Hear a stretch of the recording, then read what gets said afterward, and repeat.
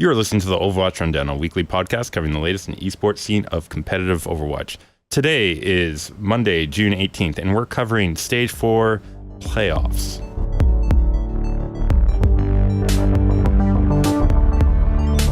Okay, Jax, 2 podcasts in 2 days. I mean, I know. It's the second time we've done this, I believe, right? We did it at Stage 3, and here we are at Stage 4. Did we not do it for Stage 2? Was it Stage 2 that we first did this? I think it was Stage 2. Oh, maybe this is the third one. I'm mistaken there. I don't know.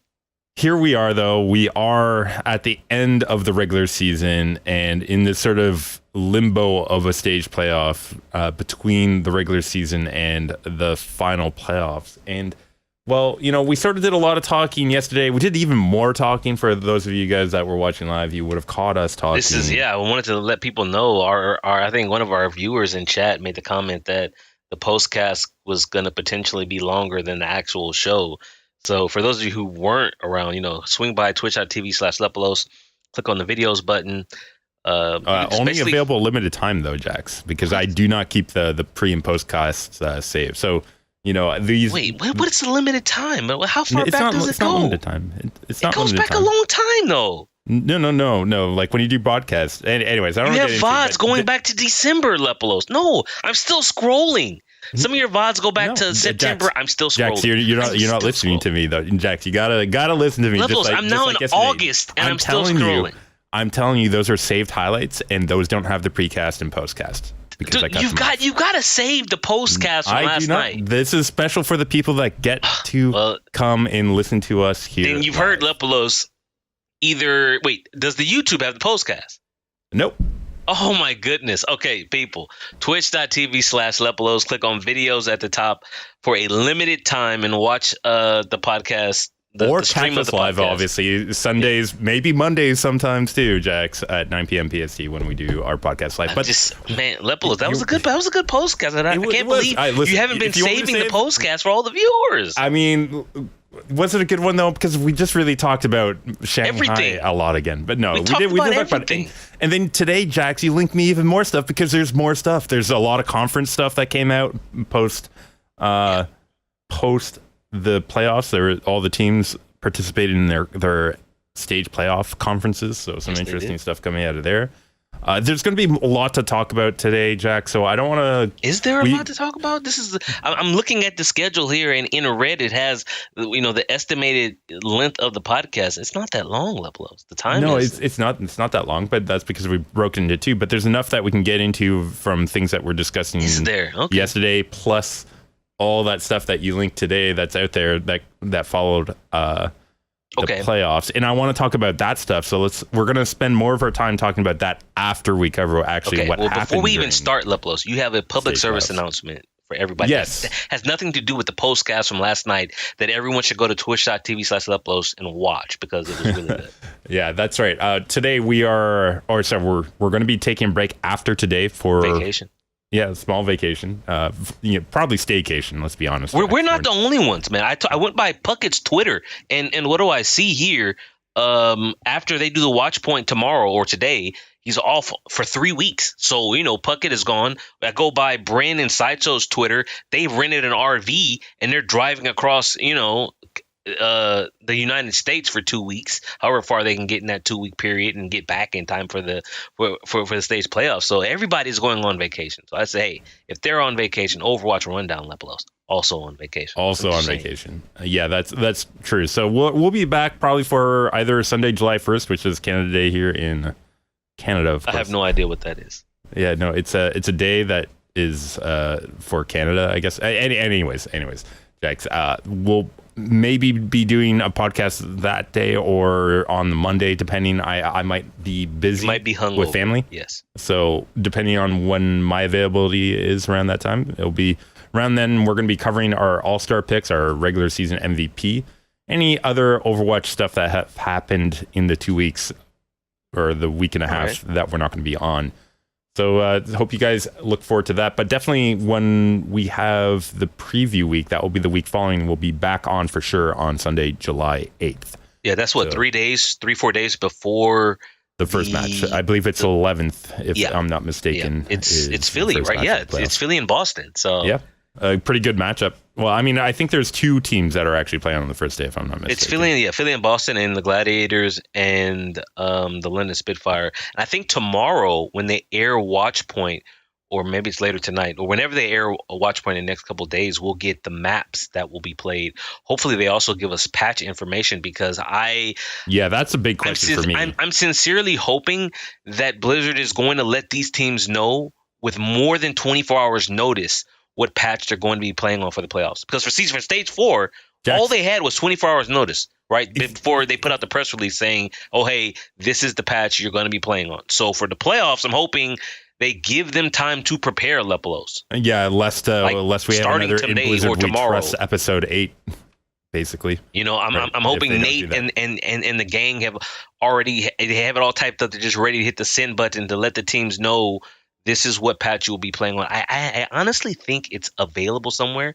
I read a press release somewhere that I think mentioned it. I just don't. I read so much, I don't remember where I saw it. So if anybody knows, hit us up at OW Rundown on Twitter. Let us know what the patch they're going to be playing on. I'm almost certain there was a press release somewhere that talked about it.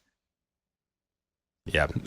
So, Jax, here we are, though. We're talking about stage playoffs. Let's go ahead and move into that portion of the podcast today, since that's going to be the majority of what we do today. And we have to mention, no stats, of course. I went to 3-4 different websites. I have no stats for the games yesterday. None. We have as many numbers as Nate Nanzer right now. All right. But that's okay. We did watch the game. To show up on the show, man. He just won't. I mean, I have a couple of zeros stats today to talk about, or maybe a 1 here or there, but nothing too serious, because I was just taking it off of what they were saying during the actual casting. Yeah. But that aside, we have to mention just to set up with this is where we left off last night, which is mentioning LA Gladiators picking LA Valiant as their matchup that they wanted. And of course they got to start I didn't like it. As a Gladiator fan, I didn't like it. And just if you put that aside, I don't like it because you play to win, and you don't take your hardest opponent in the first round when you can have something easier. I agree with you. We're going to circle back around to that discussion, because I want to talk about the match first, and then we can get into some of that discussion. So why don't we talk about Gibraltar first off? Gibraltar, we're seeing... No surprise, really. No, it's not a surprise from the Gladiators, right? You've got Hydration on the Fist, Surefour on the Widow, and since this is what they've run the last couple times to good effect, the real question was going to be, do the Valiant have a counter for Hydration's Doomfist? And the answer was, well, you got Space hitting three kills on his self-destruct, I believe it was, or just 3 kills. It was 3 kills. I mean, by that point, the position was already broken down, right? I mean, you say that, and I think it was Sideshow who was doing analyst. He was talking about how it wasn't that effective. And for me, I was watching it. I'm saying to myself, the Doomfist was working. They weren't there was no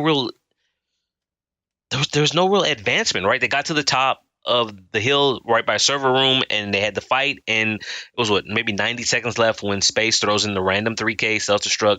That completely has opened things up, because there's really no way for a team to come back from losing 3 people that close to the end of the first checkpoint. And I'm saying to myself, they didn't really show me anything that was anti-Doomfist. This was just the Gladiators' poor positioning and eating Space's self-destruct. Yeah, I absolutely agree with you. I mean, that 100%, I agree with you that Gladiator's positioning here was the issue, including dying to that self-destruct as a result of the initial commit there, going a bit deep to catch Fate. And then the other mistake they made then going into the hangar phase is, I don't know if it was a mistake or not, but they stayed on the Doomfist, and at that point it really wasn't working out in the hangar phase.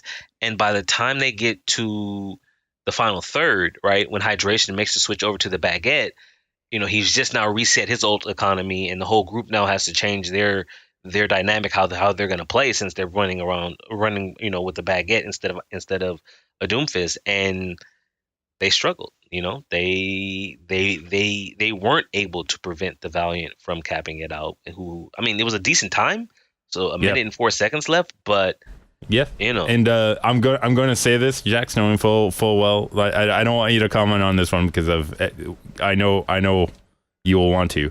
Surefour actually getting space twice in there too, including one out of the self-destruct for one of those holds, and it was sort of looking like Surefour was getting a little warmed up at this point in time. Right? I mean, you say that, right? But the picks were too few and too far between.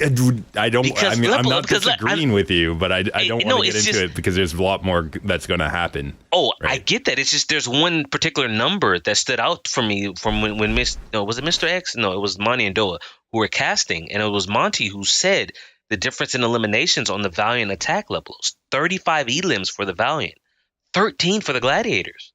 Like, I'm surprised there wasn't even more time on the clock than a minute and 4 seconds. So the Gladiators were stringing out their deaths and just staggering onto the payload relentlessly. Not really, but that's the only thing I can come up with to explain why the Valiant didn't have more time bank.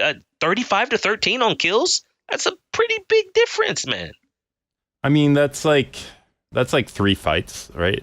If 3 full wipe fights, right? That's 18 people, or a difference of 18, which is basically all, 3 wipe fights is what you need to get through the entire map.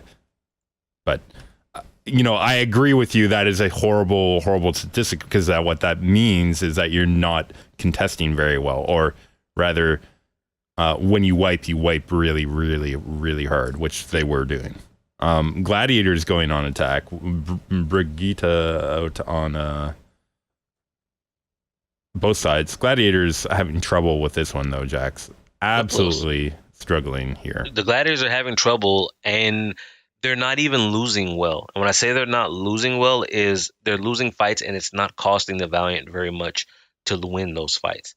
The ult economy for the Valiant, absolutely fantastic. I think in one fight, they didn't have to use any ultimates. They used Rally afterwards to give everybody their armor. The next fight, they use 3 ultimates, but they keep Transcendence and Valkyrie. And the only thing they use, I think the big thing was Space's random 2K self-destruct, right? Going into the final fight here. Yeah, I mean, that was a huge one. He gets Surefour Lepalose, and like their first point attack, this random self-destruct from Space has now won them their defense, because the Gladiators, you can't push in without a Widow, without your Mercy, and as a result, we're looking at a Gladiators team being full held on watch point, which in stage 4, that's a bit of a surprise. If you go back further to when watch point was in the rotation previously, they were full held on watch point 3, if not 4 times. So this is a map that the Gladiators are still weak on if the Hydration Doomfist doesn't work out.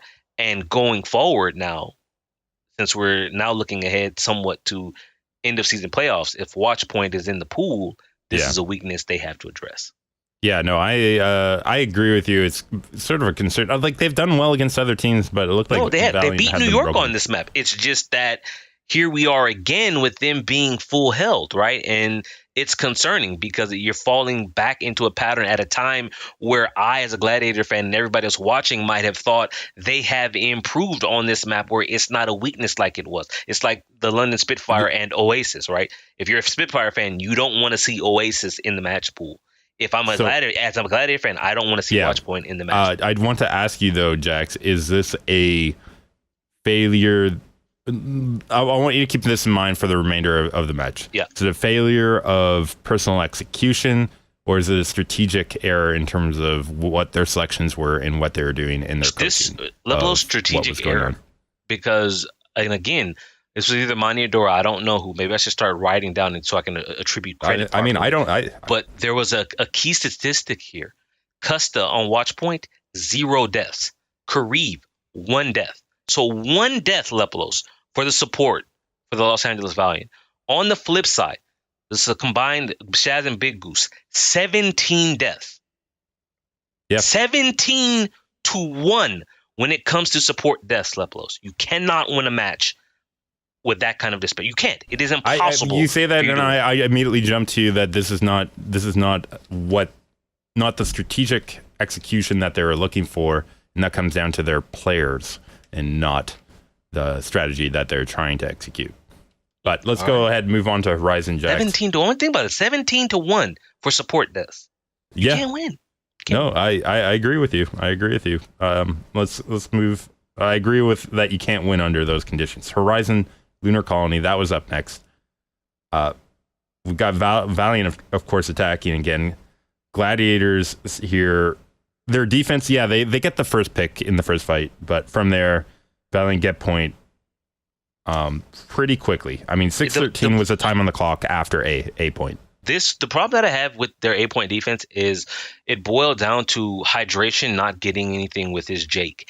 And it brought back the previous stage playoff on Junkertown, which was their first map. And they're playing Boston. And because I talked about it quite a bit. I don't know if you remember, but maybe the listeners do. It was the final fight somewhat in the final third of Junkertown, and Hydration on defense had his Jake ready. And I'm saying, okay, if he gets 2, if he gets 3, the Gladiators are set. He rolled the tire right down the middle of the road, got nothing from it, and they got rolled over. Here, it was the same thing. He had the tire. You have to get something from your tire with the defense that they're running. Like anytime you see a Junkrat with a tire, you got to get something from it. He got nothing, and you said it was over 6 minutes to push the second point now? Over 6 minutes. Speaking of getting something, the Graviton Surge, the self-destruct 2.5 kills. Hydration switching to Fair, not getting anything. Put them in a bad spot. Transcendence, though, holding with Surefour, getting some picks finally.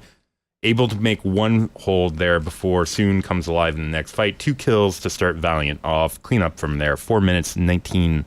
That's not good, Lepalose. That's not good. 4:19? Here's the deal. Not good whatsoever. If you're watching this, right? The Gladiators came out loud and proud.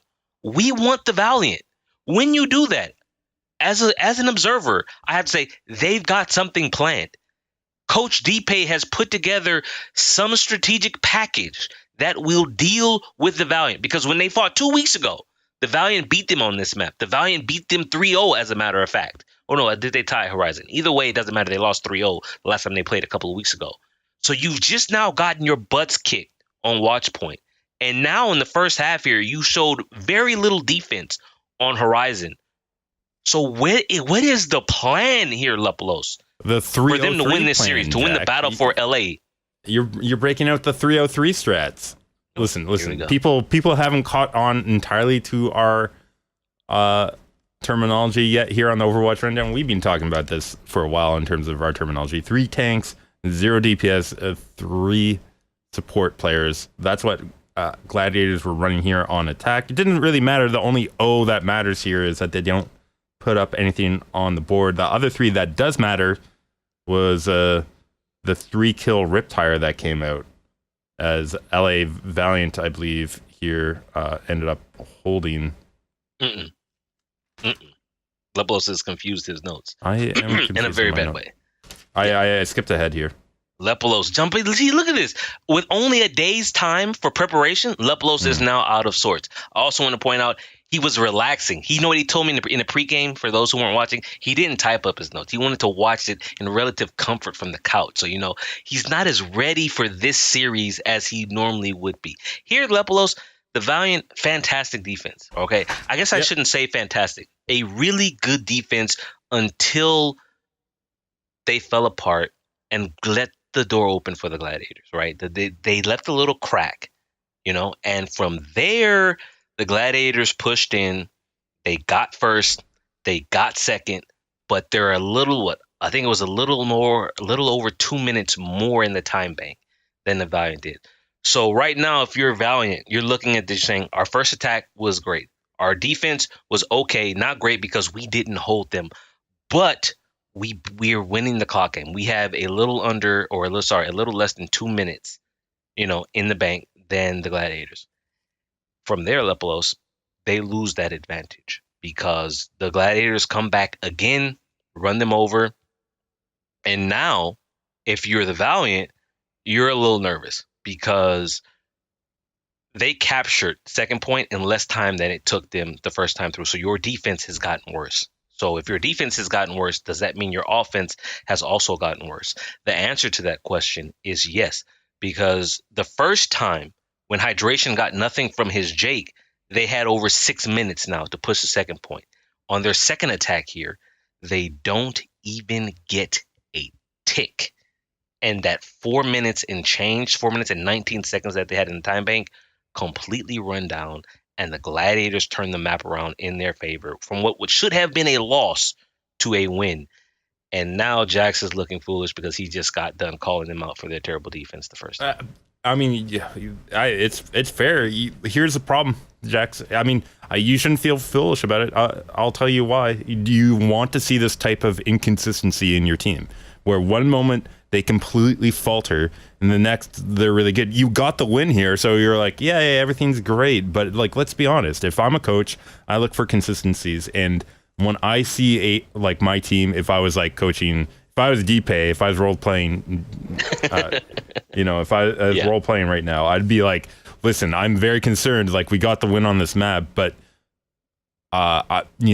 like what happened the first time, I'd have to like go back and look. I'm honestly, dude, it's Hydration's tire. He has to get something from the tire. Exactly. Like agility's on their defense with his Jake. He was getting kills with the tire over and over and over until he didn't, and they got run over at that point. But for me, this was I'm wondering if you're Coach Moon of the Valiant, you're not happy with what your team just did. You saw the advantage you had. You got a little complacent with it, and the Gladiators punished you here.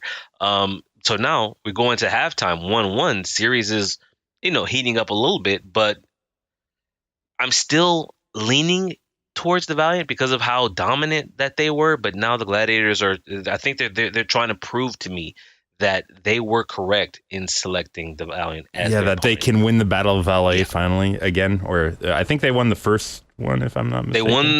They lost the first one, won the second one, lost the third and the fourth one, and now we're on number 5. Yeah, already. And, well, they move over to Lijiang Tower to continue this on, starting on the Garden. The Garden phase, and we had Farah's coming off, complete with hydration, getting Kareev off the start. That's good enough to win you that first fight when you get that Zen pick off using that concussion blast. I'm just looking at the great start here. for Gladiators off of that. I'm just looking at the numbers for the 2 stages here, man. Like, me, we're trying to be more time efficient on the Overwatch rundown. So unless you've got something a little bit deeper than what I'm about to say, I think we can call it. Hydration popped the F off right here. Yep. I was watching this with our viewer Toasty Lock, and we were both amazed at the height that Hydration was pulling with his Pharah. Like I didn't even know the sky cap was that high on the map of Garden.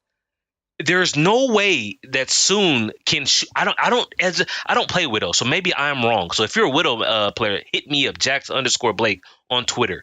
When a Pharah is that high above you, how do you hit the shot, dude? Like you don't have the angle. Even hit the head? And he was just bombarding them, and this was fantastic. I mean, it was a fantastic. One man can't do it all, but for me, for this map, this was Hydration saying, "Jax, you called me out for my bad rip tire, for my bad play on Horizon, for my poor Doomfist and Baguette on Watch Point. I've got to make this up to you."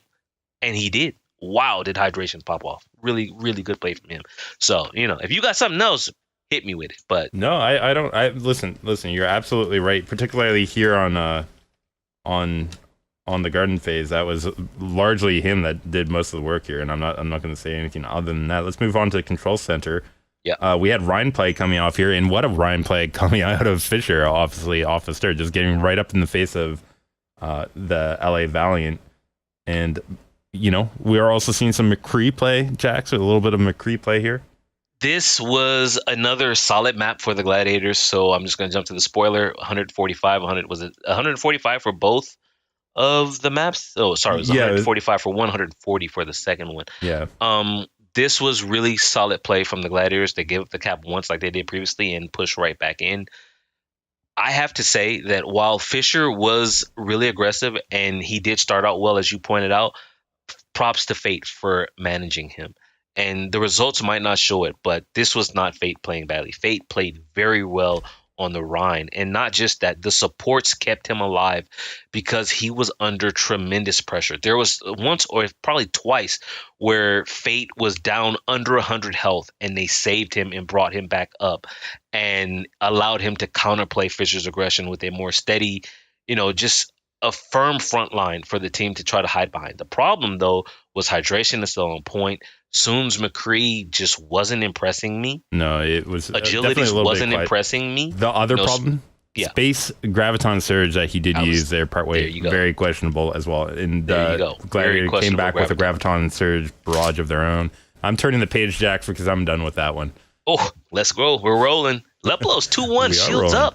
2-1, shields up. Yeah, you're feeling good. We're entering King's Row now, Jax. You know, Valiant, of course, still on the attack, and you had Fisher's Orisa, and I'll be honest, Jax, I'm not a big fan of Fisher's Orisa play. Out of all, I like his Winston, I like his Ryan, his Orisa. You know, how do you get aggressive as Orisa? As Orisa, you know, he's kind of forced into a position where, just from an outside observing standpoint, you know, him being passive and sitting behind a shield, that's not Fisher. You know, that's just not how I see him play most of the time. But when you're playing Orisa, you're forced to. So, yeah. Skipping past my first line here, I'm just going to mention something just in short. Soon pick on Surefour, good A time. Surefour picked by Soon again. Surefour Soon gets Surefour again to push in. Jax, this is just 2 lines of my notes here. Basically, Lepalose, this was me being sad that I don't have statistics, you know, to specifically show me the numbers between the 2 widows. That was going into the third phase by that point. Second phase, I believe. By that point, partway through the second phase, it was really bad by that point in time. I don't have down here how much time they had for that third phase, but what I can tell you is that Gladiators did actually manage to pull together a pretty strong defense in that third phase to get that time down. It was a close 4.9 seconds. Which was pretty good for them to do that. No, it was really good stabilization because, as you said, Soon was just popping off. And when your Widow is winning the Widow fight so strong, especially on a map like King's Row, you know, you just ride the Widow train all the way through. Whereas Surefour, do you switch into a Pharah going against a hot Widow? Like, is that something you would recommend your regular players of Overwatch? I wouldn't. I mean, It paid off here, though. It paid off for hydration, right? It did, absolutely did. Oh, we do have to mention, though, there was a lot of switching here that went on. I mean, the problem, particularly, right? One of the good things at one point and everything like that. One of the good things about Overwatch and the heroes is that, you know, there's a lot of pick and counter play. Specifically the last time these 2 teams played, the Valiant were winning that, you know, the Gladiators pick, will counter pick, and will execute better. That's how the Valiant beat them in the previous head-to-head. Now, you know, while Soon is on fire, I think if you're the Gladiators, you have to force him to meet the Pharah check, right? You can't just cede him, you know, all this territory because he's hot right now.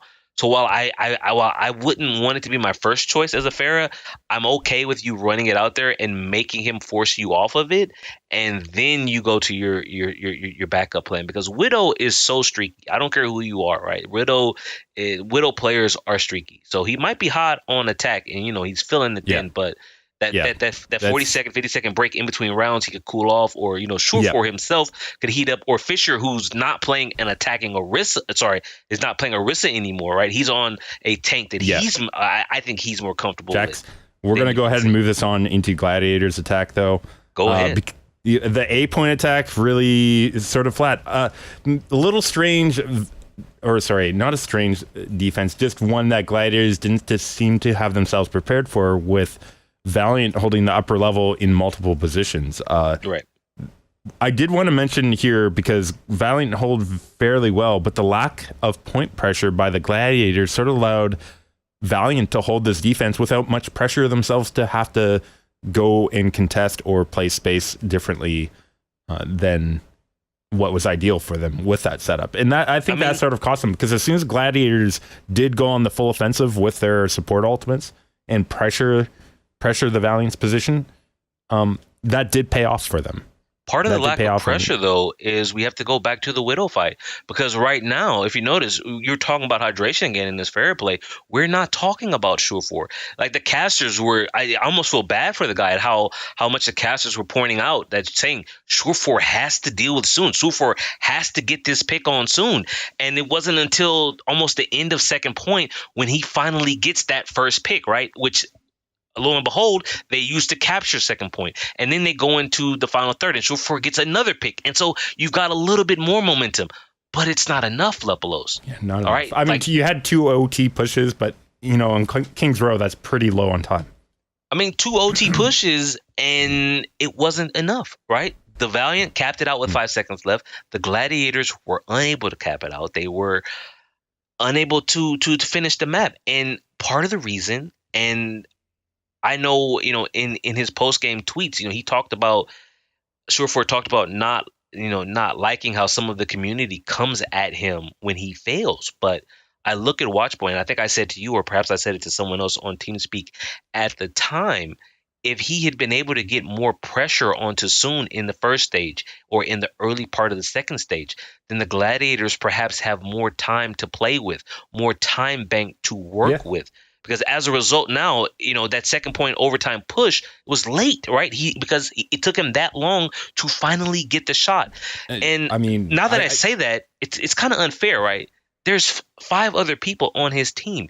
Is it only down to him to deal with Soon? When you're losing the 1v1 so much, you're basically playing down a man on the Whittle duel. Lepalose is saying yes. Okay, that's fair enough, dude. Linkser do so well and basically get matches for Outlaws that way. Here it was Soon doing it again. Well, can you say that? What about Saya player who would go and kill over half the enemy team, and Florida would still lose, Lepalose? The rest of the team doesn't make up for a 5v5 well. Let's not go there, though. I did also want to mention, though, some crazy switches that happened. We had double Doomfist come out here for that OT push. I know you. I see people. For those who are not aware, Lepalose is the Doomfist fan. He loves his fist. I love the composition switches, though, Jax. And these teams were both like they're playing like that throughout. This is very much like the previous series where it was pick and counter pick and who can execute better. And here, on the first map, Watchpoint, definitely Valiant. Second point, the Valiant, I feel, threw it, and the Gladiators gladly took it. I mean, third map, listen, I can talk about that one, Jax. I don't like when the Valiant went back to A point to try and OT contest Gladiators from getting that one. That was a waste of time. They probably would have held in second if they took their first fight by the archway, right? Like, even if they lost that fight there, they would have bought so much time off the clock from one solid fight on their side of the choke that they would have had enough to win. Anyways, okay. Jack, very back and forth series here, right? First map, Valiant. Second and third, Gladiators. Fourth map now to the Valiant. And here we are, battle for LA, going to the fifth map tiebreaker. Dorado for stage playoffs, Jack. Yes. It's not a King of the Hill. They must have listened to you, Jax. They must have been like, listen, we've got to go to a real map. We've got to go to a real mode. I prefer it like this. I said previously, I think you and I both said previously in stage 1, the only reason London won stage 1 over New York is because the map pool or the map rotation was changed and the tiebreaker wasn't on a King of the Hill, which New York probably would have beat them on because New York in stage 1 Koth was ridiculous. Yeah. So, and here, if you're a Gladiator fan though, right? As a Gladiator fan, I kind of wish it was the old rotation. Yeah. Look, let's take a quick time out now. While I do feel that payload and escort and hybrid are the bread and butter of the game, in this series, it's not the bread and butter for the Gladiators. They lost Watch Point, which is payload. They lost Kings Row, which is hybrid. But they won Horizon 2CP. They won Lijiang Tower, King of the Hill, and they dominated King of the Hill. So for me, I'm saying, oh man, if this had been another King of the Hill, we could be looking at a win here. Now we're going to payload, and quite frankly, I'm concerned. Oh, you got to be concerned, really Jax, because now you have the double sniper coming out. If Surefour was struggling with one sniper, now he's got 2. He's got the Hanzo. In fact, that's what gets him right off the start. Agility's with the flank. I mean, I mean, I don't know at what point they recognized it was double sniper, but once you do see it, you have to expect Hanzo to climb that damn wall over there and shoot you. And he wasn't ready for it. I think he was so focused on. I kind of wonder, and I wish I had gone so I could ask him. Although he wouldn't answer, I probably wouldn't even been chosen to speak. But at that point, right after watch point, if you're a sure for, you're feeling the pressure, aren't you, Lepalos? Like, I mean, you there's have no doubt. legit let your team down with your Widow play on watch point Gibraltar. Yeah, And sorry, King Troll. I mean, they do hold eventually in that first fight, right? Like it was a really good hold that Gladiators did get there, but Valiant able to set up a Graviton Surge with a Dragon Strike for the next one. That's a fight. And you still have 420 in that going into that second phase for Valiant. Yeah. So decent time through A is what I'm trying to say, right? Okay. Like pretty good through that. The second phase, Gladiators actually buying some pretty good time overall too. They slowed up Valiant in this phase as well. Again, we're getting a lot of switches. We're seeing Hydration Genji getting caught by Agility's Brigitte, and then Hydration switching to the Brigitte himself. But Surefour finally getting some damage out for one of those holds. But then Gladiators get caught going too far forward. Surefour, again, I think getting picked by Suna on a flank, and with Gladiators up front like that and having lost their Widowmaker support, get pushed all the way back and lose that beat point. It was so unfortunate for him to. I was so okay. Sorry, I'm still angry. I was so angry when that happened. I'm watching it. I'm saying, their defense had held, and so they were going for the staggers. They're going for the aggressive defense to push forward. And Surefour grapples in, and Soon is like, "No, you didn't," and kills him. Yeah. And I'm like, God dang it, because now they're in trouble. They don't have Surefour for pressure, as you were saying earlier. They have Soon, yeah, who's Jax, kind of in their back. We're going to move quicker. Because we're moving into the third phase. I know you're still going. Going, but we're already at like 40 minutes at this point in time, Jack. So we're moving on to talk about third phase with Fisher and his Primal Rage, Jax, because I know you're going to want to talk about that one too. Before I don't really have any notes here. The Fisher Primal Rage here incident that I'm talking about is the fact that he didn't use it 2 times in the third phase of Dorado here against LA Valiant, right? The first time he was greedy. He was when I say greedy is that most Winstons, they want to get maximum value from the promo rate. So they want to get down as low as possible and then pop it and then start wreaking havoc. The first time what happened, he got hit by the baguette. He got stunned the second time, and he got dead. He comes back out and it happens again. I'm like, Fisher, you're supposed to be the best, the most handsomest, what are you? And this is coming off the back too, Jax. I mean, we both commented on it when he hit Fate back in second phase. Yeah.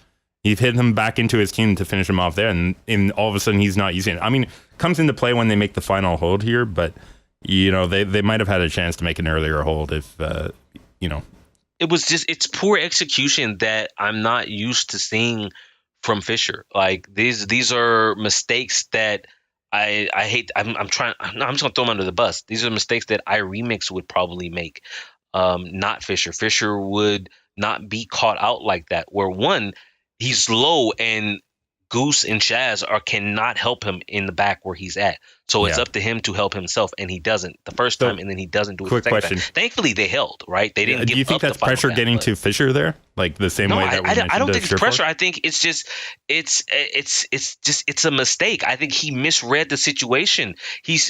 It's a fine line, right? Where a Winston is saying he feels I've got primal. I just have to. It's just when you're facing a baguette, you have to give yourself more leeway. You can't play. The line is actually not as close. It's closer, than it normally is, because stun, and you're dead. You're like, I just had 300 health. What happened? Baguette. Yeah, let's talk about Gladiators' attack now, though. What's there to talk about? Who's not making any mistakes? Kareev not making mistakes. He does work in that first fight. Soon, 3 kills. Next fight, stagger on a Bishu as well out there. Soon getting Surefour like in that fight. Next fight, he gets Surefour again. Surefour switching to the Widowmaker, trying to flank. He misses his shots. Listen, Jax, full hold, LA Valiant. does not feel good if you're an LA Gladiator fan. I'm sorry, Jax. Does No. does it feel good? I don't. Does think it feel good? No, but this is what they deserve because they were arrogant enough to pick the Los Angeles Valiant as their semifinal opponent. And here we are, because I wanted to come to this topic, and you're bringing it up perfectly for me, right? So they talked about this at length. They had media presence, like with the writing, everything out there about trying to make this like a big fight. And well, it was some drama filled stuff. We went to 5. The very first question, if you were to find, I linked them on the Discord. The very first question goes to Coach Deepay and is basically asking him again about their decision to pick the Valiant, and he doubles down. He says, yes, we wanted this. We wanted the challenge. And then he utters those words that as an Overwatch League representative, I just don't want to hear from a coach in my league, and to saying, well, this doesn't matter. We went through this yesterday, and there's a better way to phrase it than to say something doesn't matter, because this is a product that you're trying to sell. If it doesn't matter, then why was I watching it, Lepalose? Why was over 100,000 people watching it if it doesn't matter? This might be the disconnect between what the players think is important in terms of, and I'm serious, man. What viewers find important, or so basically, what he's telling me is that on a Sunday, on Father's Day Sunday, right? I don't know the exact. I'm saying over 100,000 because it was over 100,000 people. 100,000 plus watch something that didn't matter when they could have been watching or spending time with their families, right? I hate this narrative that these players keep putting out, or this sandbag story that we have with the New York XL.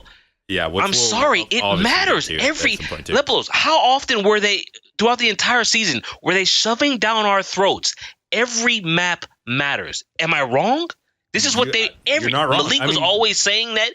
The analyst desk, the casters, every map matters. So now we're in stage 4, the end of your season 1. We're now in the playoffs of stage 4, and you have the gall to tell me it doesn't matter? So you Get the hell out of here, Deepay. It matters. I'm a fan. As a Gladiator fan, not even a podcaster. As a Gladiator fan, you've insulted me when you say it doesn't matter. It matters to me, you idiot. And yes, I'm calling him out specifically.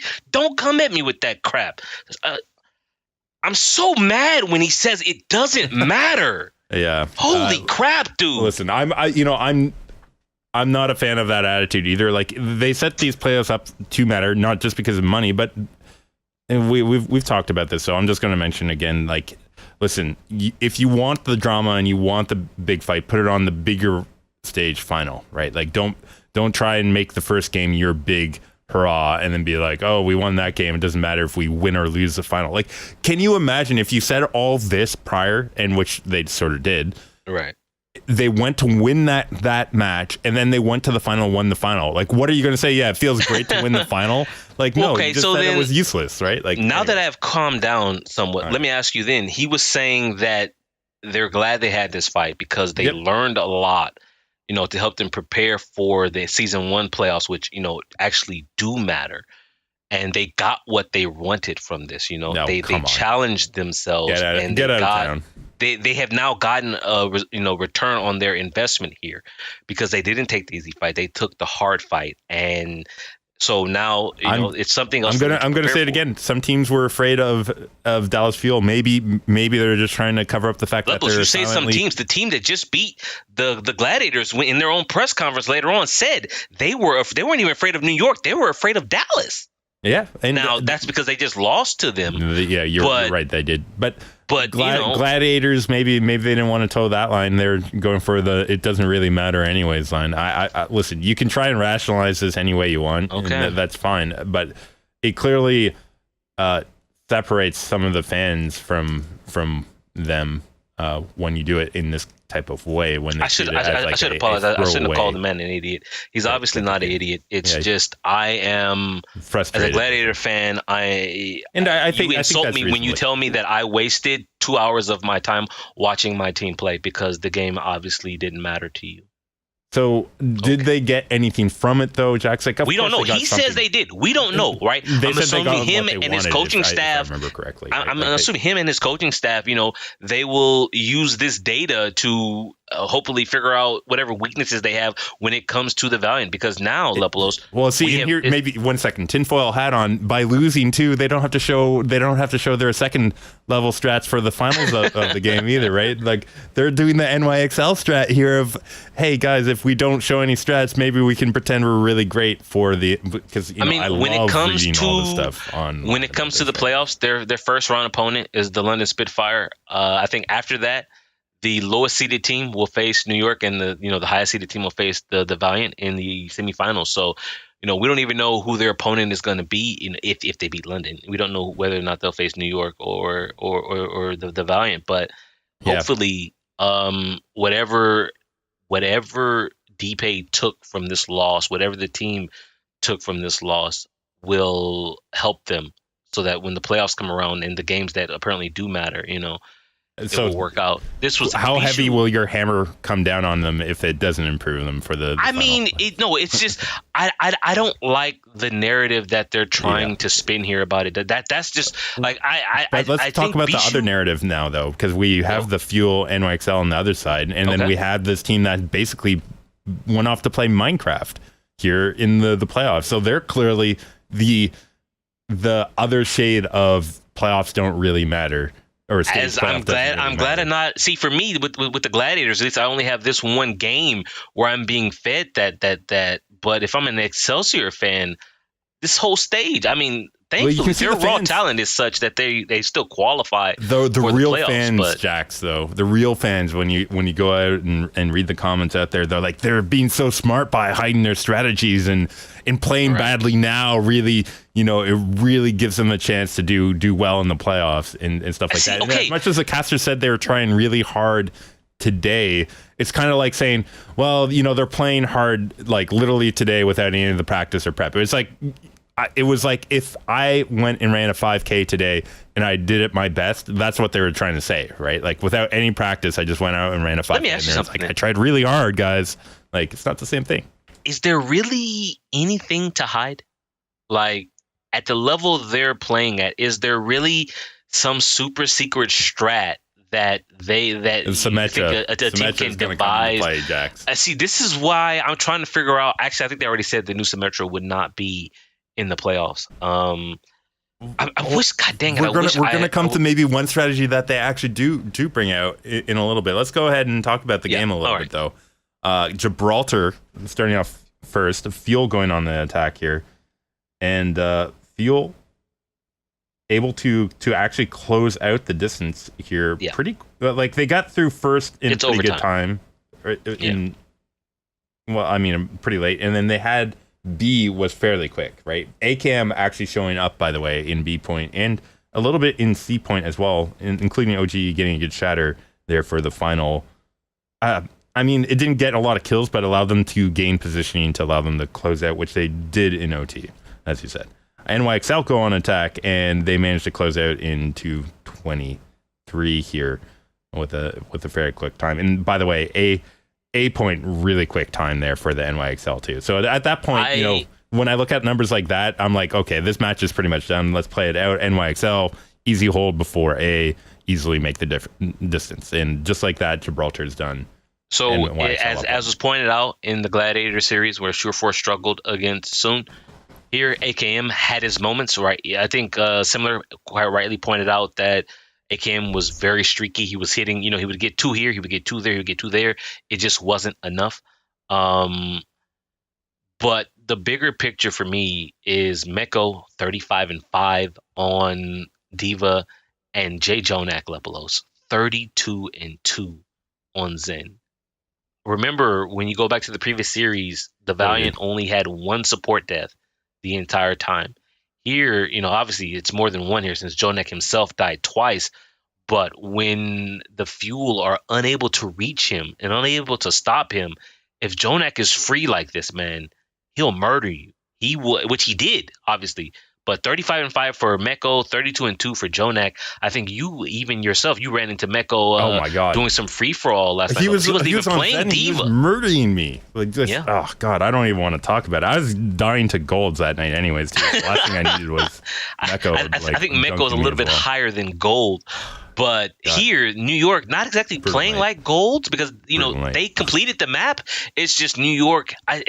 This team raw talent, man. Absolutely. And while I talk about Meko and I talk about Jonek and the casters were talking about AKM failing to match Big Boss Pine, it was Libero, dude. His Hanzo? Are you kidding me? And Lepalose, I'm telling you now, and I'm probably going to tell you again later because I have it in my notes later on. Yep. With the next patch, if it's Hanzo that's live right now, and you're going to put Libero on that, look out, dude. I'm going to want to see Seagull's Hanzo as well. But anyways. It doesn't matter. He's not in the playoffs, Lepalose. Seagull's on vacation. You're talking about the future. I guess we're going to see what happens in season 2. But, yeah. Let's. Wow, Libero played. He did not get enough credit for how well he played on Watchpoint. Like, all the narratives went to, Meko, Jonak, Pine, AKM. Libero's Hanzo was on point. We're gonna return to this, but we also had Coach Arrow's comments after the series, talking about the difference in the main tanks, and you didn't even mention that it was Mano tanking here in Gibraltar. No, I was trying to hide that until I was trying to save the come back to it because I haven't said what those comments are or anything yet. Yeah. So Horizon, he's still in, but we had some switch ups too. Taimu coming in for AKM. We had Sabielby coming in for Pine too. Field attack here being stifled completely. Garbage. I mean, I don't know what to say. They did well to get onto point, but then they didn't pressure forward into the NYXL composition. It looked like. I mean, you say they did well to get on point. That's what you kind of need to do. I mean, they did well to get on point. It's more New York did well to let them on point and then counterattack, which is what they do really, really well. The problem here with the Dallas Fuel, let's take a look. I know everybody loves him, right? And I just gotta be honest. Yeah, Mickey, sorry, Lepalose, I can't let it go. I can't let it go, man. It was 3 minutes to get the grab, and then it was one of those. Oh well, I'm dying. I'm gonna throw grab out because we're gonna switch. Excuse me? Excuse me? Yeah, and then at 40 seconds left, so Seagull goes to Genji. They're running Genji Widow. They go in, they lose the next fight. So with 40 seconds left now, Taimu drops Widow for Sombra, and the Dallas Fuel were completely lost, Lepalose. They had no plan. They had a plan. They had no backup plan, or the backup plan was terrible, and they had no backup plan. But New York Excelsior having to go on their attack phase, though, Jax. They're breaking out Farah Tracer here on Horizon. Who does that? Do you think this is a serious strategy for them, or is this just something they're putting out there? Or is this another sandbag strat? Hexagrams talked about Taimu having to warm up. If that's readily accepted in the professional community, that Taimu takes a map or two, or takes a map to get going. Obviously, he didn't get going on their attack, so you don't fear his Widow. You don't really. I mean, I guess you can kind of fear Mickey's baguette because of how well it is.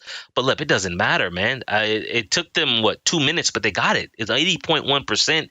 It's not much to talk about, except I have to go back to Mickey. I have to, because after the series, during the halftime break, and I got numbers, and I like numbers, Lepalose. Mickey on Zarya, 1,275 hero damage, 1 high energy kill, 2 elims, 2 deaths. That's Zarya. Here's the problem. They're running triple tank with Widow as DPS. In that configuration, Zarya is now your DPS. And you can't tell me, Zarya, well, you got to get charged. Libero was playing Junkrat. So when there's an enemy Junkrat, you've got charge as Zarya. 1 high energy kill, my dude? I don't think so. No. We've talked about Mickey's Zarya for over a year now about it being lackluster. Here it is again. All right, well, I don't think we need to talk about that anymore. We can talk about Li Zhang, where we had Janice coming in for Mano. Switching that up. Garden, Fuel starting you off well. Yeah. Mickey, let's just talk about it. Mickey, way better on the Brigitte. It's a fact. Like, I think I'm comfortable with giving him best baguette tag. The title above his name. I am best baguette in Overwatch. That's what Mickey has above his name when he plays. That's fine. Yeah, and definitely, I think it came into a huge play here on the garden stage too, making a pretty good good reason why they ended up taking that stage pretty strongly. And then you look at night market, and Taimu finally warmed up a bit, gets Jonak off the start. Yep. Janice, by the way, flanking around, costing NYXL sort of like a lot of time, not really being effective. And then Mickey's still at the front. You win the second round here on night market 100-0. Fuel take a map off of NYXL and extend the life here in the playoffs, taking us to Kings Row, where we still have Janice in. We have Arc coming in as well, if I remember at this point in time. Yes, he did. We had the Ryan Zarya double sniper coming up for the fuel attack here. The fuel attack able to find some purchase off of OGE getting a late kill in a broken fight by that beautiful charge out of the. Man, like you don't expect Flying Reinhardt to come from that angle at that point in the fight, man. Like who expects that? Yeah, but I mean, because of the nature of Kings Row, once you get like a late pick like that, you can extend a broken fight, and that helps the attackers a lot more. I think that'll help them here, including Taimu getting Arc during his Valk, who was trying to Valk on point to delay. That's a rare mistake, or that's not like even the thing was Hexen similar, and they're like, what are you doing, Arc? That's not something you expect from Arc. Arc is. I think there was a stat that came up, or it comes up in. I can't spoil it, but there was a stat that came up during the course of the programming. Arc and Animal are 1 and 2 when it comes to fewest deaths in Overwatch League, so they're the best mercies at staying alive. And so for him to not only die there, but to use Valkyrie, I'm just what? Yeah, it's just. What? Well, you speak of like not normal. How about NYXL's defense in second phase? Like they just looked so split up that there was not even a real consistent fight coming out of them. And what was 4-10-ish going through the second phase remained about the same time going into third phase.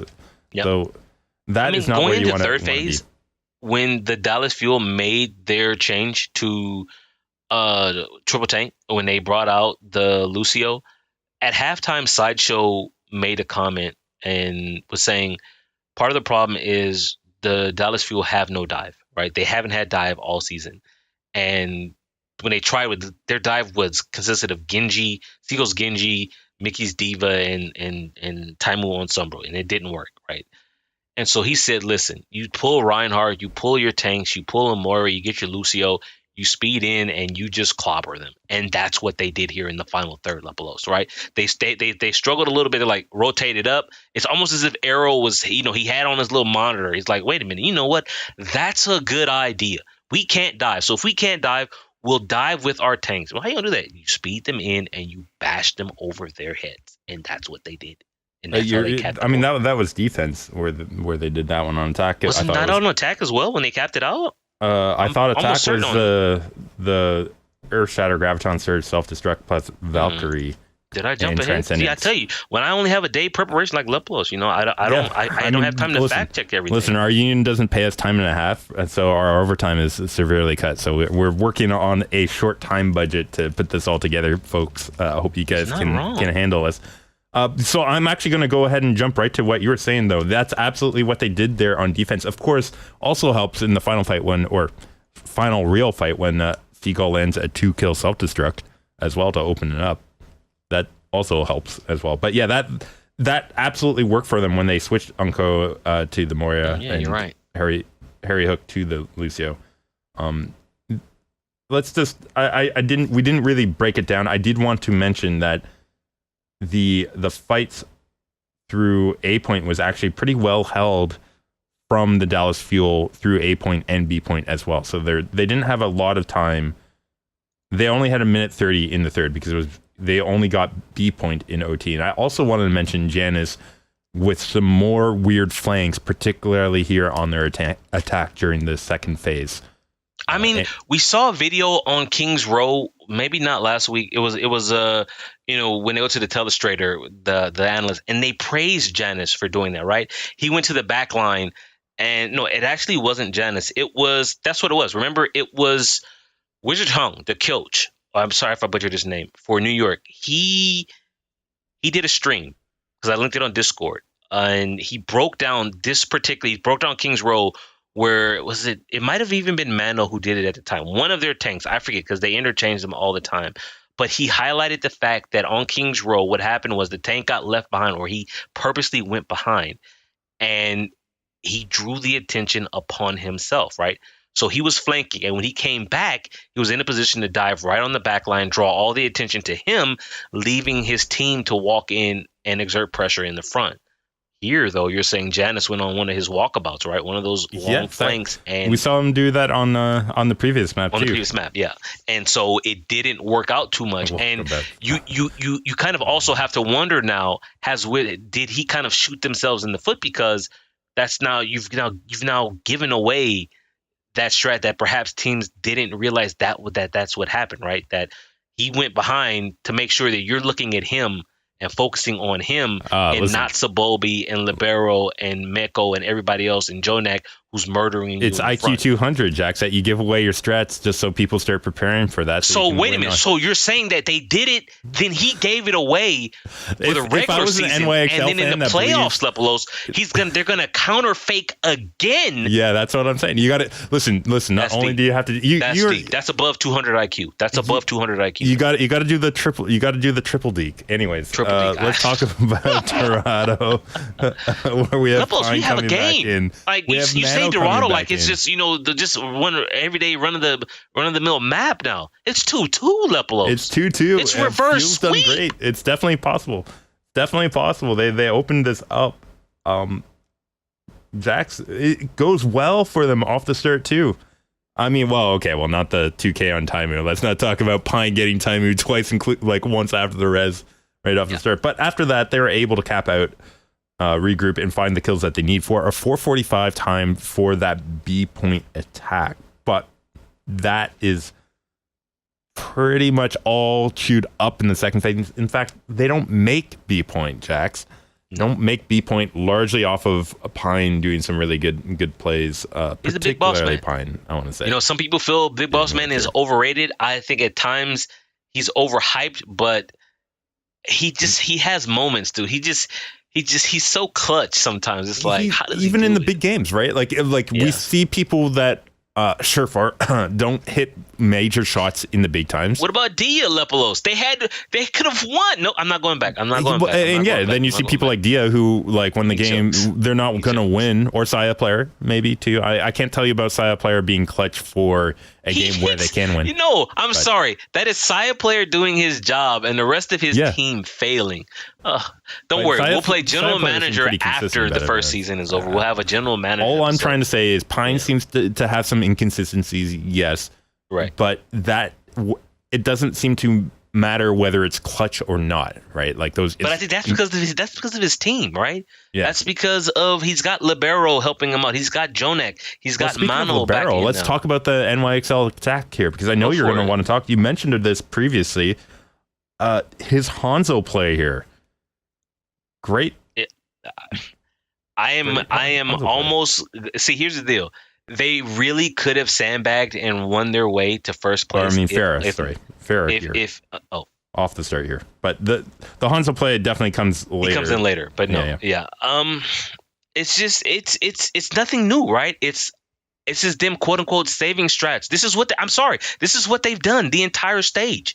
They run Libero out with the Farah. They have Pine on the hit scan, and they make it work. People don't seem to be able to make the fair check against Libero. I mean, Libero's a great TPS. He does well, and they do what they need to do to make the distance without too much of a problem. And they're finding the support kills, big reason why. And Jax, we seem to be focused on that yet again. Support going down, that team loses. It's not a surprise. It's just, that was the whole thing that happened between Gladiators and Valiant, and here it's true of the Fuel and NYXL. It's difficult to kill Jonak, period, right? And I'm sorry, Unko and Harry Hook just aren't of the same. They don't know how to hide. Maybe they need to get some lessons from Adam or something. I'm not sure. Part of that goes back to the Jonak syndrome that Monty talked about on Oversight 2 months ago, I think, where other Zens, at times they're saying we want the kind of support that Jonak gets. The problem is they don't kill like Jonak. Unko before Jonak came on the scene, Unko was top 3 Zen in the world. Like I still think Unko is a really good Zen. He is really, really good. Jonak has set the bar at a ridiculous level for what Zenyatta should be doing and why the hero still needs to be nerfed. Yes, I said that. So, it's almost unfair to throw Unko in like that, but we kind of have to because we have to make that comparison. He's playing Zen, you're playing Zen. If the output isn't the same, well, that's obviously one problem that has to be addressed, especially if you can't get to him, right? Yeah. And so like a double whammy in that case. And that pretty much is what was the story here on Dorado, at least if I wanted to cut it short, which I do, Jax, because we are way over time already. I think one of the first kills that come to my mind on Dorado was Jonak sniping Taimu, and I'm like, one's playing Widow and one's playing Zenyatta, and who got the snipe? Well, obviously it's the Zen. Lepalose, the Dallas Fuel sadly run out of gas. They got here though. They got here. Again, you say, okay, yes, they got here, Lepalose. They didn't get here under their own power. London literally had to pop Hero on Watchpoint Gibraltar the day before one map. Come on, Jax. Like they popped Lepalose. They blew Bloodlust. They blew Hero. They blew, even though you can't because they share the same cooldown. London used everything they could. And, Hastro probably slipped Jack a few dollars or maybe gave him some Jack in the Box burgers or something. Maybe that's why they're so sluggish in that matchup until that point, though. But if you're a Dallas Fuel fan, you're happy just because the team turned it around. A lot of this is the meta change, but the coaching change that finally had to have happened. So with all those asterisks, Jax, are you actually saying that the Dallas Fuel have like a positive stage and that this was actual improvement? This is actual improvement, but again, and you've got to be so careful. This was a meta thing, right? And so, in other words, if I can cut this one short, stay tuned for our future podcast in a month when Dive comes back, and Dive is going to come back at some point. They're screwed. Like this team, they don't die. They have the tools to dive, right? Seagull, have this conversation then. Jackson, we don't have time for this one right now, though, because he's got to go. Jax, we need to move on. Well, okay, before we go, Lepalose, I got to give you numbers. I have to give you. It's impossible for me to not give you numbers because Meko, who was MVP here, not Jonak, but Meko, 20-2 on Dorado, Lepalose, 20-2. Guys, oh my goodness! And before we get into the tanks, right, and which is what we're about to do here. I got to give you some numbers for Mano, who only played 3 out of the 5 maps, Lepalose. 3 out of the 5 maps. 61-5 as Winston. 25 final blows. 10 primal rage kills. Why do you even have Janus play at all? Lepalose, 10 primal rage kills. 23 jump pack kills. Arrows, 61-5. Since we're going to get into it, and I don't want to take too long on this, Jax, because holy crap! Did you hear those numbers, man? They over-prepared. Arrow said they over-prepared for Janus, and that's why they won on those maps. Do you think that's a valid reason why Fuel lost? He said in scrim, so apparently New York is still scrimming. They just scrim the Fuel, not the Boston Uprising.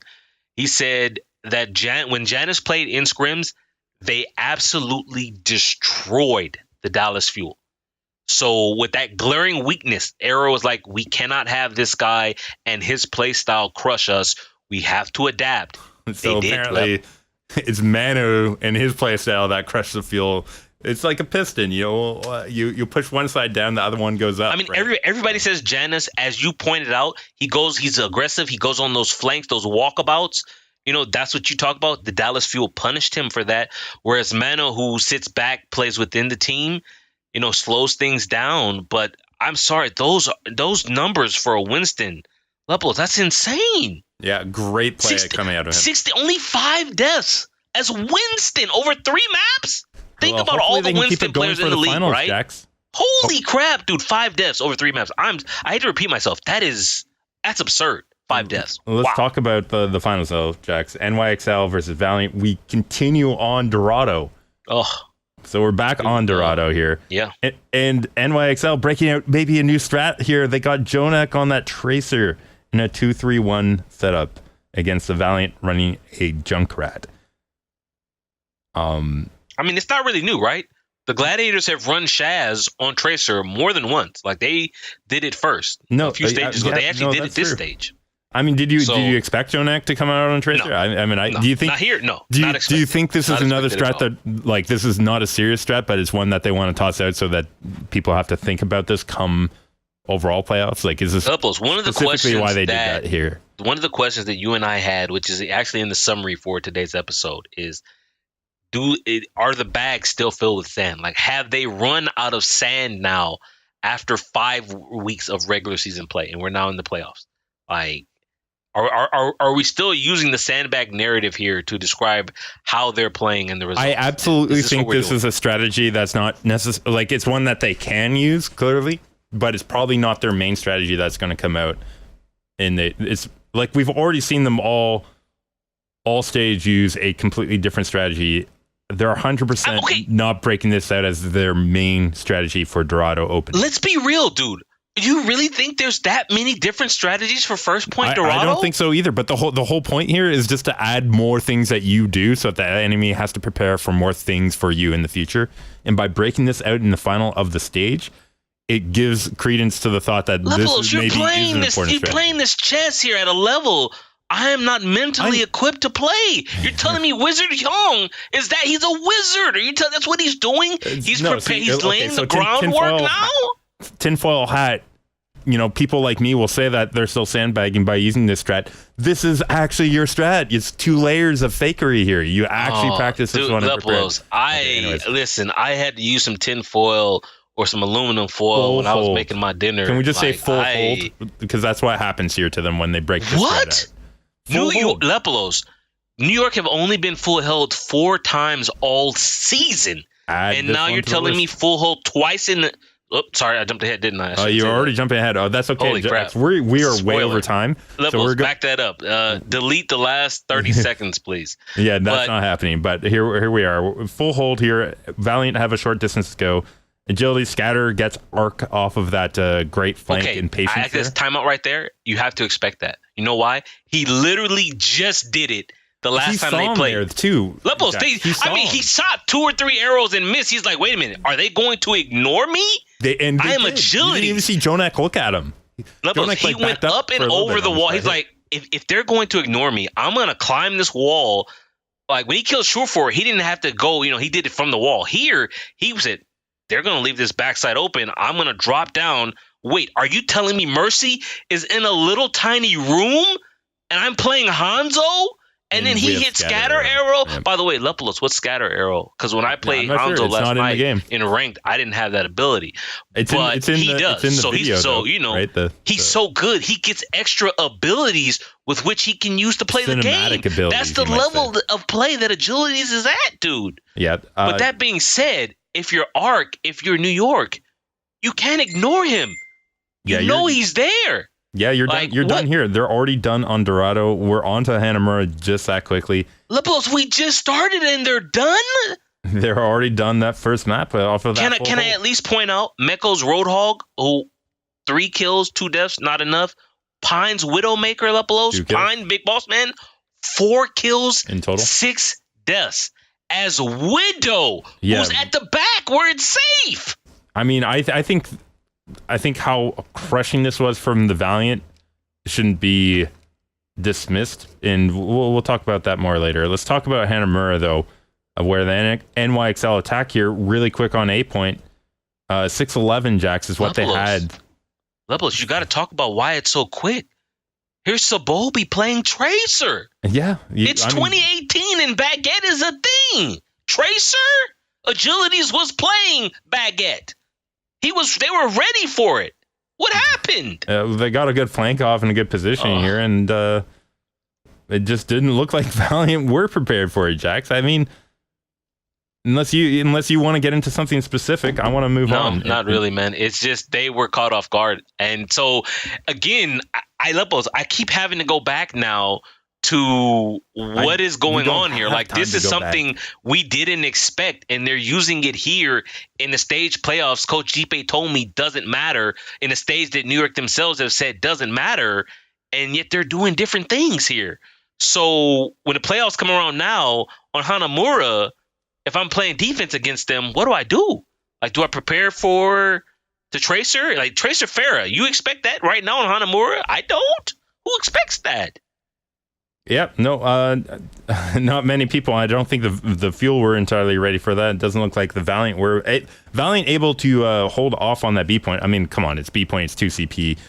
They did what they needed to hold up right before 2 ticks. Valiant have a capture point that they can make. You know, that's definitely doable. 2 ticks on B point, Jax, that's definitely doable, right? Like, absolutely doable. So Valiant here coming on their attack. They break out the Moira, Lucio here, 3-1-2 strategy coming out to try and do what the Fuel couldn't to the NYXL defense. Valiant able to get 2 ticks, but Riptire comes out in that first fight there, clears 2.5 kills. I'm, of course, talking 0.5 being the mech out of space here. No kills off of Graviton Surge. Next fight, kind of an issue. Libero doing great work on Junkrat. Let's just say he was doing great work. I have here in my notes, Libero is getting far too much on the Junkrat. Soon is quiet because you've noticed you haven't even mentioned him. And Agility spent 2.5 minutes to get a Graviton that he threw out into J. Jonak's Transcendence with no follow-up, because I don't know where Space's self-destruct went. He used it, but I don't know where he used it because it wasn't in the Graviton. You know where also wasn't? It wasn't after that on Hanamura here. It wasn't on that late Earth Shatter that came out of Fate. He was just standing there like, when am I going to Earth Shatter? Like, he got scammed, though. Where did that Earth Shatter go, Lepalose? Where did it go, man? He used it. It wasn't canceled. He used it, but where did it go? Like, it didn't go where he aimed it, man. Yeah, no, I mean, he got bopped up in the air a little bit, and then it landed sort of funny, but... Lepalose, what's funny is this full hold. Lepalose, let's be real. The funny thing is the full hold. First map, Dorado, Valiant full hold. Second map, Hanamura. Now, New York Excel full hold. What is going on? I'm not entirely sure. Like, okay, well, that time... LA Valiant here, they're running a 3-1-2. They got position on point, and then they just stopped. It was similar to what the Fuel did when they ran 3-1-2 on Horizon Lunar Colony, right? So where they got point and then they didn't pressure and get a kill. And you're just like, okay, well, that's the whole point of running that comp, is you run in and destroy like 1 or 2 people and get your advantage. In their post-game post-conference, Coach Moon of the Valiant said that, it actually was Zoe who said, it wasn't even the post-game, it was Zoe doing fantastic halftime reporting, pointed out that their rotations were bad, their movement, was bad, and as a result, Libero just bombed them to hell and back and got another Riptire, and they just struggled from then on. So the Valiant were blaming poor movement and basically execution levels, which obviously is a problem because they didn't even get a first tick, and we're on to map 3 of Oasis in what is a very defensive match so far. Back-to-back full holds. We have Pine and Janice coming in here for NYXL. We're on Gardens. You like Pine on Oasis? Because when I watched this, I said to myself, I kind of like Sabobi, because Oasis is a map where you have not unlimited options, but you have quite a few options. And Pine, when you run Pine, you're rather limited in what he can flex to. And so when this map started, I was like, I don't really like the boss man here. If his McCree goes off, it would have been enough. And because, like, let's talk about it. Garden's a phase where you're going to have Fair out, and Pine pick does win the first point. Pine then gets soon. Widowmaker at this point in time, not McCree, right? And you're like, okay, well, this is doing work. LA Valiant, though, able to take point off of a push with Infravision without more ultimates, not what you want to have happen on Garden. That is definitely trouble for them. And NYXL do manage to get point, and this is really strange to me, Jax. They managed to get point later on, Pine getting soon again, and Agilities as well. And then it's Space and Fate on the point doing really good work here against NYXL. NYXL still alive, give up the point here partway through and unable to come back. Basically, they were unable to close out kills, and the Valiant that died first came back first into the fight and were able to resecure this for the win. And I am disappointed when you have those first kills, Jax, and you're unable to close out. That is kind of been an issue. NYXL dropping Gardens here, Valiant picking it up. We're moving on to at what point do we stop joking around with the sandbags and just say they're playing poorly and they're being outplayed? Like what you just described is execution. I absolutely think I think their sandbagging is like listen. I will take some enjoyment in the future if they fail in the full playoffs because they haven't been playing at a high enough level for long enough. Because they didn't take the end of the stage. That's kind of what bothers me is one of the things, when growing up, you teach your kids, right? You don't want to practice bad habits.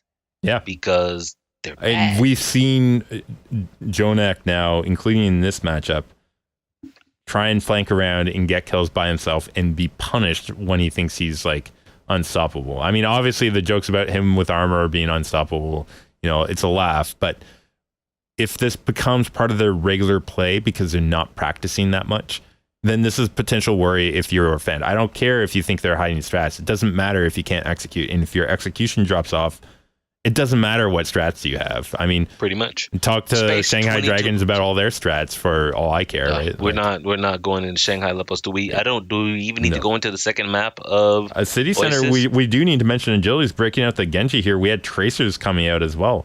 And here is why I bring you back to what I asked previously to kind of set this up, Lepalose. Yep. On Oasis, I mean, yes, you have his Widow. Yes, you have his McCree, although his McCree hasn't been as on fire as it was in Stage 1 when he just went ridiculous and God destroyed Ilios on Ilios. But this is Oasis and not Ilios. And he spent so much time on the Tracer here and on things not Widow. And we've had the casters and analysts the entire stage talking to us about how good Sabobi's Widow actually is. So if his Widow is that good and he's the better flex, this is why I'm now asking you, did they make a mistake picking the big boss man here in place of Sabobi? I think they did. So there you go. Yeah, I mean, I think before the map even started, I felt that they had made a mistake. So it's something that honestly between the two, like you're talking if he has a good game here, honestly, he'd be the better one of the two for Oasis, right? Like McCree on University is a really really strong combo, right? But even then, it would be more about Libero's Junkrat than his McCree. That being said, Lepalose, we're reaching now, as you said, we're way over time. I just looked at the clock. Yep. This is the episode that's supposed to be 70 minutes long. Yep. You have let it go far beyond that. No, don't give me that crap. So this second round of Oasis, Lepalose, 100-36 in favor of the Los Angeles Valiant. Agilities went from Genji to Pharah. They got what they wanted, right? They got it to 99 and then they lost it and they made the adjustment to Pharah and they came back in and they're like, we let you have it briefly, but we're taking this. We're taking the, we're taking the advantage in they played their composition. Now. They were the ones controlling the composition, right? I told this is what the Valiant have been doing. This is how they beat the Gladiators, although the Gladiators kind of picked and then the Valiant counterpicked. Here, this was the Valiant just saying, we're not going to do the counterpicking, we're going to do the picking, and we're just going to execute so that it doesn't matter what the New York Excel pick because we're going to win. Like they even played into Pines McCree with the Tracer Pharah. It was just sort of like, well, that's not going to be a problem for us, and they clearly did well. We're moved into map 4 now. Let's talk about that. NYXL going on attack here. Can we just mention how poorly their tanks did here? In fact, it's not all of them. I'm just gonna mention this. NYXL getting 1 kill on attack, Jax. How far do you think they got on that A point? Lepalose. I mean, you go back and you look at this, because I watched it live and then I watched it again today. And Sabobi was going on the walkabout like he was Janus. He was flanking, and he's flanking. I'm like, man, where are you going? Not even he's way over there in the back. And I'm saying, it's fine that you can blink his Tracer to the back. The rest of the team got to get through the front door, dude. Yeah. And then he comes in, and, well, they died. And, okay, reset, time out. We're going to reset. Next push, and they come in, and they die again. And the third fight, they die again. And at this point, Lepalose, I'm having to ask, where are the adjustments from the New York Excel? Sabobi's Tracer is ineffective. Libero's Pharah has put me to sleep. And you just said they had 1 elimination in 4 minutes? Yeah. So a good game deciding map and they were on attack, Jax. That means they got nothing on that A point. Lepalose, the best they could hope for is a draw. 2 full holds on Excel in one series. In the previous 40 games, they had been full held 3 times. And a 2-0 on Oasis, too. Lepalose, they had been full held 3 times in 40 games. And I believe they were undefeated now it's twice in one series. And that's where Fuel beat them. Was it Kings Row that they were undefeated on? Yes, they were undefeated on Kings Row. Now defeated on there. So they've already had that upset from And I think they were undefeated on Dorado as well, which they lost. I'd have to double check that. Here, but so again, this is one of the major questions that we have. It's in our episode description. Have the Excelsior run out of sand for those bags? Like, can we actually stop for a second and give the Valiant some props here? I mean, wait. I'm getting ahead of myself, aren't I? Well, because the Excelsior were full held. Now they have to counter full hold the Valiant. Yeah. Well, Jax, that one kill remains the only kill that NYXL got all map long. Huh? They only got one kill the entire map. There's only one other. There was one stage I remember on Oasis. I believe it was against. Was it the Mayhem? They didn't get a single kill. They didn't get a single kill on one round. No, sorry, no, Lepalose. For the Mayhem, that was both rounds of Koth. Okay. They got 0 kills. Like they didn't get a single kill the entire map. No, they went 08. They went both rounds of Oasis without a kill. Like that is. Thank goodness NYXL here not matching them here on Blizzard World. Having that one kill makes a world of difference in not tying them there for that set. But you got to be disappointed. You can't. You might be disappointed if you're an Excelsior fan. Yeah. But Space, the guy who was given MVP, and huge we didn't focus in too much on what Space was doing here. But on Oasis, he was 22-4. The only bad map he had was the same bad map the entire team had, which was Hanamura, which is the only map that they lost. So outside of that map, they all did well. Here on Blizzard World, they had the Junkrat, they had the Roadhog. Mono put down his Orisa shield. 2 seconds later, the shield was dead. Sabolbi was hooked in on Widow and was killed, and the Valiant pushed in. From there, Space also got Libero. He got Mono. He got Meko out of his mech, Lepalose. Unreal Roadhog play out of Space. And even though I didn't focus in on it, I take you now back to Dorado, where New York ran Roadhog with Meko on their first point attack, and he got 2 kills and 2 deaths in 4 minutes or 3 minutes before they made rotations. No, I think he played it the entire time. Either way, it doesn't matter. The comparison there, the difference in output, when you have a Roadhog, 1 pick here, 1 pick there is not good enough. 2 kills in 4 minutes is not good enough. He got 4 kills, Lepalose, in 1 push. Yeah, it was pick really here, great play from him. Pick there, pick. When you have a Roadhog, if he's not getting picks, get off the Roadhog. Yeah. Fantastic play. Yeah, it was sort of disappointing for Meko on his side, but the whole series long Space doing well. Valiant, you brought this up, so I'm going to answer it, but again, to repeat the question was, can we give credit to the Valiant, or was the NYXL sandbagging so heavy here that you shouldn't even give credit to the Valiant? What I'm going to say is, I think the New York Excelsior did not play up to their potential because of their lack of preparation in the last few weeks has lowered their execution of whatever strategies that they were going to run. So I don't think they're playing up to what they can do. I'm not going to guarantee that's what they're going to be able to do for the final playoffs either. I honestly don't know if how much this hurt them by taking off the amount of time that they did.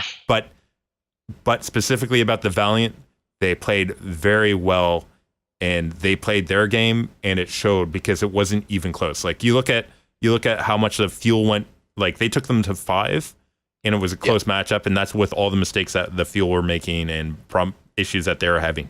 Valiant didn't have those issues, and they shut New York down on a number of maps, except for Hanamura, where their attack failed because of their own faults with positioning on their attack. And if they got through that A point, Jax, I think this would have been a quick 3-0, honestly. This is so the other question, because I'm looking at our summary for the episode, right? And it says questions that we're asking.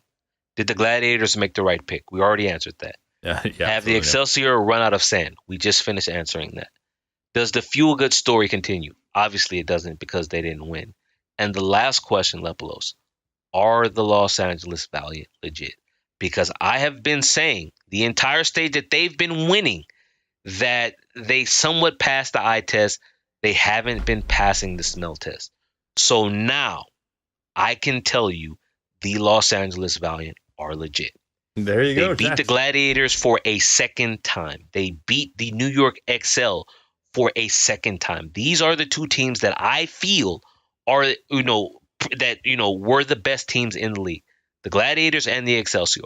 The Valiant have now beat them both. And now they've done it in the regular season and in the playoffs where, yes, it matters because money is on the line. Okay. The Valiant got $100,000 bonus here. The Excelsior got 25,000, and the Gladiators probably got a drive or an Uber to in and out. That's what they got for what they did in third and fourth place. Another thing was, Jack, so we also just mentioned quickly with the Valiant, like up and down their lineup has improved their levels of performance. Like first off, the switch to Space from MV in that off tank position was an immediate improvement, but we've seen Space improve. We've seen Space rightly deserved MVP, got MVP here. Him, absolutely. Not just that, but Fate. I talked about it in one of the maps earlier. That was more when he was playing against Fisher. Fate stepped up, and he might not be the most handsomest because that's Fisher, but Fisher cannot claim best tank title when you lose back-to-back series to the Los Angeles Valiant. You can't. I'm sorry. You cannot claim to be the best at anything when you cannot beat them. And part of that was the tank play. And Fate is playing fantastic. Kareev, fantastic. Yep. Space, you already talked about. Custa, Strong you leader. just makes you want. I mean, here's the deal. And I think if you go back to stage 3, right before the trade deadline, when all the trades were happening, and you and I both said that while we don't blame Kai for everything, we felt that with how the team was, performing and how they were conducting themselves in public, like Kai kind of had to go. And right now, when I sit and I look and I'm saying to myself, imagine if Kai goes at the beginning of stage 3 or at the end of stage 2, before they trade Custa. What if Arrow or someone else is brought in then? Yeah. And so then you have a Dallas Fuel with Custa's leadership level. Yeah, doing the shot calling and going into this meta where but then you wouldn't they don't have to play dive. Jax. It's a lot of what ifs, but yeah. Custa, his Zen. I mean, yes, they run Kareev. Custa's Zen is fine. Custa has a really good Zen. It's just the difficulty of leadership from the Zen position. Could he handle it or not? That might, that's a whole other question. I think he can. It's one of those damn what if questions that I had having watched what he's done as a leader for the Los Angeles Valiant here. So back to what I was saying, are the Valiant legit? Like, am I ready now to give them props because they passed my eye test, they passed my smell test? Yes. And right now, Lepalose, going into the playoffs, the Los Angeles Valiant are the favorites to win, not the New York Excelsior. I don't want to hear anything about that damn sandbag, okay? I don't want to hear it. All right, I'm going to interject there. Conversation went on for some time, but I can definitely agree with what Jax was saying here about Valiant looking great at the end of stage 4, winning that title stage playoffs there. Speaking of playoffs, so we do have a preview for the Overwatch League Season 1 playoffs. That will be coming at you on July 1st. That's a reminder that there is going to be no podcast on June 24th. So it's going to be 2 weeks. Make sure you guys are paying attention for that July 1st, July 2nd time. There may be a slight delay there, of course, for the live taping, depending on if I am busy for Canada Day or not with family. Of course, you can always follow us on Twitter at OW Rundown. I'm at Lepalose. He's at Jax_Blake. Also live on Twitch TV/Lepalose, 9 p.m. PST Sundays usually, as well as YouTube/Lepalose if you prefer that to follow us there. Thanks for listening, guys, and I am just going to play us out.